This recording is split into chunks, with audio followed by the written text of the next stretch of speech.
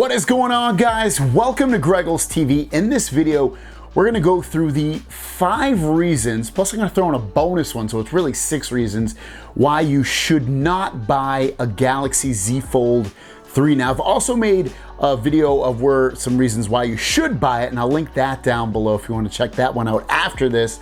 With that said, let's jump into the 5+ reasons why you shouldn't buy a Galaxy Z Fold3. The first one is, it's kind of fragile. Now, I will say that the Z Fold3 is supposed to be lighter and more durable on the screen and on the body of the phone. But with that said, I've had the Galaxy Z Fold2 for almost a year at this point, and I've broken it 2 times already, and I never break my phones.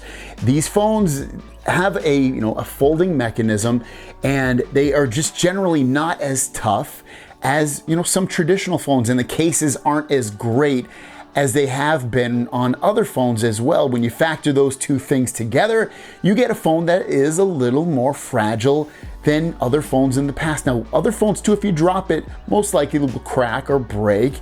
But these phones, again, are just, for most people that have these, and if you even think about it, they're fragile. They're pretty fragile in a way that you have to baby them a little bit more than a more traditional phone. The accessories aren't that great.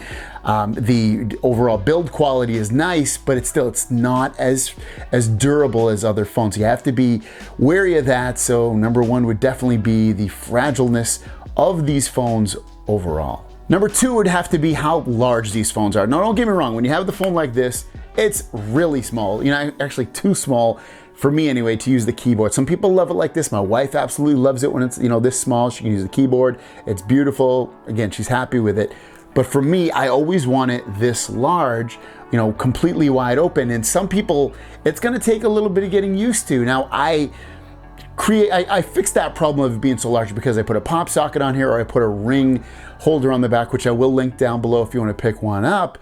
But ultimately, these phones are really, really big, so it takes a little getting used to. And fitting these phones, especially when it's in this side, into like a car adapter or just any kind of accessory, sometimes is a little bit too big for that. And then again, just holding it can be cumbersome. So you have to be wary of, when the phone's this big, ooh, it might be a little uncomfortable. I will admit though, for me, I absolutely love using it. And when it's this large and in charge, it makes it that much more fun.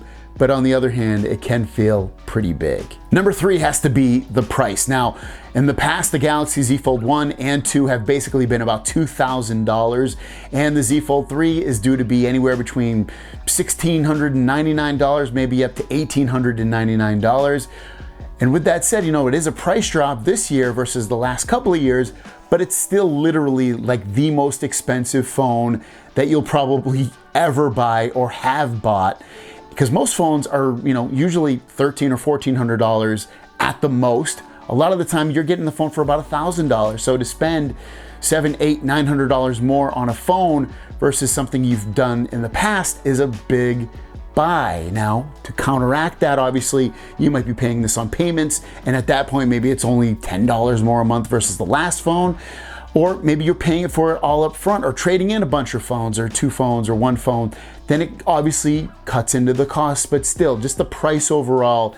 When you tell someone the sticker price, $1,700, $1,800, $1,900, they're gonna be like, whoa, that's expensive. So it's a bit of a sticker shock on there, and it is something to know and be concerned with, that you're putting a lot of money into a really new but very cool technology. Next up would have to be battery life. For me, the Galaxy Z Fold2, the battery life has been pretty abysmal. I'm literally getting under 4 hours of screen on time, and then I need to charge it. And when you factor in that the battery on the Galaxy Z Fold3 is basically about the same at 4,400 milliamps, I mean, it will have a newer processor, which potentially might be able to give it better battery life.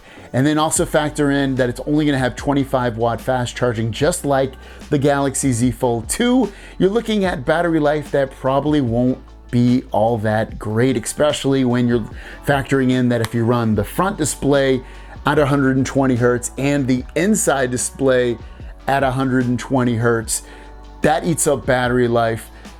You're maybe gonna run more games because this processor is big, watch more videos because this display is big. So you're looking at things that are going to eat up battery life, and that's not a big battery, especially with these, large, big phones. So it is a little something to be concerned with. Hopefully they have their customization of the software and the overall, optimization of everything really, really good, so that everything runs amazing in terms of, not eating up too much battery life. But I don't have that high of hopes for it, and I expect that the battery life is probably not going to be that great. Next up would be the cameras. The cameras on the Galaxy Z Fold 3 are not looking that amazing. They're looking very kind of flat versus what we got with the Z Fold 2, which Z Fold 2, most expensive phone that Samsung sells. Also the Z Fold 3 will be the most expensive phone, new phone anyway, that Samsung sells, and they don't have the best cameras. You're probably looking at the S21 Ultra having the best cameras to get, and that phone's cheaper than this. You're looking at 12 megapixel cameras, 3 of them on the back here. You're looking at a really bad 4 megapixel under display camera here, which is extremely low, and then you're looking at a 10 megapixel camera on the front here. So with all that said, you're probably not going to get the best cameras. You're paying the most, but you're not getting the best cameras again for the Z Fold 3. Does that mean you're going to take and have the worst photos ever? Probably not. But again, if you want the best experience for cameras, you probably won't want to go with the Z Fold 3 due to it not having the highest megapixel cameras, not having, the best cameras overall in a phone that Samsung has out. But again, with that said, you can probably take some really amazing photos. I've captured a lot of nice videos and photos with this phone, and it doesn't have the best cameras. Also take into effect, if you wanted to shoot 8K video with the Galaxy Z Fold 3, it won't have 8K video. It maxes out at 4K, which again, for probably 99.9% of the people in the world, it's probably completely fine, but it is something to know. And the last reason, this is really a bonus one, or the 6th reason, and I would call this the fans' reasons. It's not really things that I personally care about all that much, but I hear it from you guys all the time in the comments of, like, if I ever ask you guys, oh, why don't you want to buy a Galaxy Z Fold phone? It's usually some of the reasons I listed, and then these reasons as well. And these are, I'm gonna give you 2 of them. One is no MINDSKY. That's going to allow you to fully use Samsung Pay to its full potential, meaning that when you go up to a pay terminal, like a swiping credit card terminal, with Apple Pay and Google Pay, you can't use it.